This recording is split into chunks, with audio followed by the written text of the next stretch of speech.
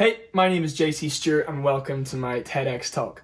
For those of you who know me, it's great to see you, and for the rest of you, I am a singer and a songwriter originally from Macclesfield in Northern Ireland, and now living in London, where I have a little studio that I've been working out of over lockdown.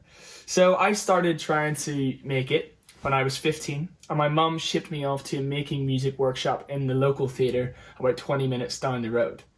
I had never thought of myself as creative or even artistic before, but something in me clicked that day and ignited a drive in me that I had never felt before.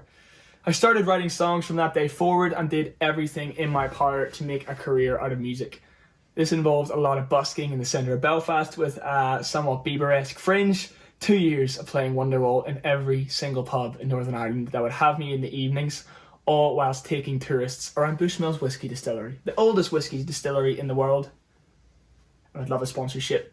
And then I moved to Brighton, England to study international relations. Your guess is as good as mine as why I did that, to be honest, and I think the thought of me in the civil service should fill us all with terror. But I used to get the train to London every single day, or I pay my student loan, so that I can try and meet other songwriters, or musicians, or managers, or publishers, or literally anybody who would give me a shot. I just wanted to be in the room, writing with people, proving that I could do what they do, and that I could get to their level someday. I realised early on the importance of collaboration. Working together with a person you trust and respect to add to a project or to achieving a goal. To add one to one and get two. After about 2 years, I had slowly wedged my foot into the door.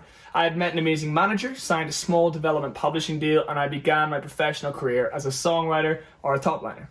Since then, I have been fortunate enough to write songs for and with the likes of Lewis Capaldi, Tom Waddell, James T.W., The Script, Niall Horan, and lots of others. And in 2018, I signed a record deal with Warner Records as an artist. And during that time, I have had over 75 million streams of my music worldwide. And before the thing happened, I had toured with heroes of mine, such as Snow Patrol, James Bay, Freya Ridings, and Lauv, to name a few. All of this I achieved through collaboration, and without it, I genuinely believe there is little to no chance that I would be doing what I'm doing today. And that's what I'm here to talk to you about, collaboration. So, a brief history of collaborations. People have obviously been collaborating since the dawn of time. Take the Bible. It's the product of many authors, many decisions, many councils, and many hundreds of years to make it what it is today. You've got Albert Einstein and Marcel Grossman, who obviously were the first names that came up when I googled famous collaborations, but also, after reading into it, they did do some pretty cool science stuff. In the 70s, two young men who have been referenced in every single TED Talk for the last 37 years, namely Steve Jobs and Steve Wozniak, fantastic surname, when they were just 21 and 26 respectively, started a company together called Apple Computers Incorporated. With Wozniak being dubbed the inventor, while Jobs was the marketeer, they created two sides of the same coin, which went on to revolutionize the world. Whilst I have the time, and honestly nobody can stop me at this point now, I'll give you a rundown of collaborations that make me unnecessarily happy. So without further ado, my top 5 collaborations. Number 1, Alexander Burke and Beyonce X Factor 2008. I think we can all agree that this was an iconic moment in pop culture history that will live fondly in our memories forever. Did Beyonce know what she was being booked for? Almost definitely not. Does that make it so much better? Absolutely. Number 2, the Chuckle Brothers. To me, to you. Without this phrase, there would have been a lot of workplace injury claims to deal with, and the insurance for the TV show would have been sky high. So these guys really did save their show through collaboration. And if you're watching from outside the UK, I don't even really know where to start explaining those guys. Google it, it's fine. Number 3, Justin Bieber and Ludacris. Yes, Justin's debut single, Baby, is a stone cold banger, but if we're being honest with ourselves, nothing goes off quite like Ludacris's bridge on that song. There was nobody could compare to my baby, and nobody came between us or could ever come above.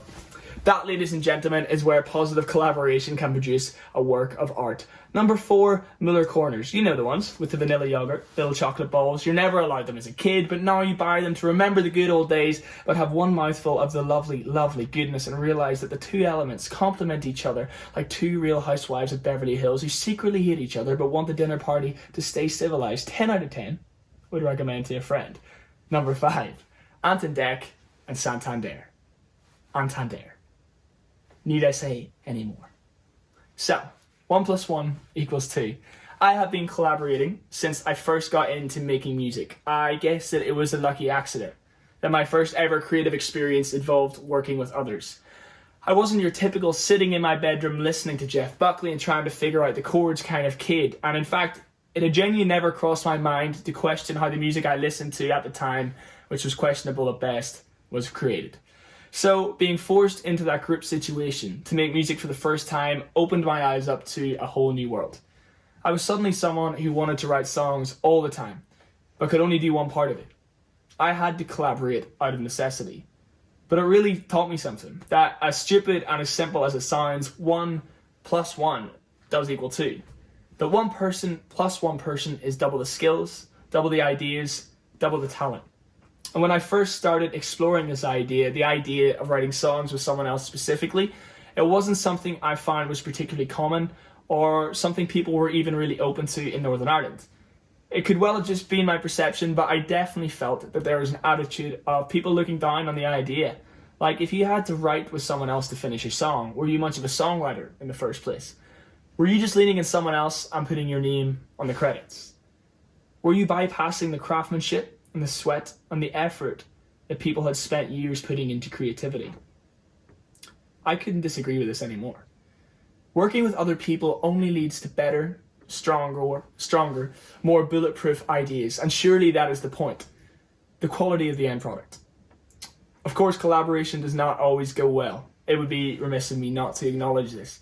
I have spent the last 4, 5, maybe even 6 years looking for collaborators who I am suited to working with on a longer term basis, and it's only in the last few months that I think I found this, and even then it's not easy. You're searching for the impossible a lot of the time, the other side to your puzzle, the person who can do what you cannot, but can also see things from your perspective. In my experience, the most important part of finding this person is relationship. Having that connection, trust, and honesty with someone is something that doesn't come about very often, and when you find it, you need to harness it. It doesn't necessarily mean that you like each other or even get on all the time, but it does mean that you know what you can bring to the table, and more importantly, what the other person adds that you struggle with. An amazing example of this being played out is with the television show Schitt's Creek. I, like most of you probably, have recently become completely hooked on this show following a wealthy family who lose all their money and are forced to live in their last remaining asset, a very, very rundown motel in the interesting town of Schitt's Creek, where they meet lovely characters. Lots of mad things happen. It's a very fun show. If you haven't watched it, watch it. But the idea was first brought to the table by Dan Levy, who plays David Rose in the show, to his dad, Eugene Levy, who plays Johnny Rose. They developed the idea together, with Eugene bringing his years of showbiz writing and acting experience to the table, which provided a stable base for Dan to start crafting his idea. Their relationship is absolutely key here, with Dan saying in an interview with Romper that a hugely important part of their creative relationship is that he's never had to prove himself, and that he's never had to explain himself. There's a trust and a willingness to be wrong in this dynamic. They're not scared to put an idea down on the table only for it to be questioned by the other person. They are willing to be vulnerable. So, be vulnerable. For collaboration to work, for 1 plus 1 to equal 2, you have to be willing to be vulnerable. Collaborations begin and end at this point. To bare your soul on the table is not an easy thing to do, and holds an awful lot of collaborations back. One of the main criticisms, certainly in music, of working with other people on songs is that sometimes you lose a certain amount of authenticity or honesty if you write this way, and this is definitely the case if both parties aren't willing to be vulnerable with each other. You won't dig deep. You won't write what hurts or what is real, and you will simply come to an easy conclusion, which, although is not always a bad thing, I'm sure you agree, is not what we're striving for as artists. When you open up, it adds a whole other dimension to the process and to the work. Two people talking about their flaws and issues and fears and life and love and death and everything in between is an incredibly powerful thing. And it's in those situations that you can really create something magical. Another thing to consider is to let things breathe. And don't be disheartened if, for some reason, it just isn't working on a particular day. I have days genuinely all the time like this with people I've written my best work with, and it genuinely happens to everybody I know. You will know when you have a good collaborative relationship with someone, and you can just feel it. It could be your housemate, it could be your friend, a random person from the internet, literally anyone, but you'll know when it clicks. So don't be afraid to put yourself out there, to put your ideas on the table, to be vulnerable, and to do great things with great people that you love. 1 + 1 does equal 2 and does not diminish in any way who you are creatively. My hero of collaboration is Nile Rodgers, co-founder of Chic, writer of records such as Le Freak, Like a Virgin, Let's Dance, Get Lucky, and so many others. He has collaborated his whole life and is still a huge proponent of it to this day. He said in an interview with Creative Review that getting to know people through music, at least for me, feels like one of the closest relationships you could have. Even if you were fighting whilst doing the song, even if you had total disagreement, because by the end of that process, you have so much respect and love for the other person because they've helped you create something. And I really believe that. This doesn't just apply to music or even just to creative industries, but also to business generally. Collaboration is utilized and exploited in every single successful corporation on a constant basis.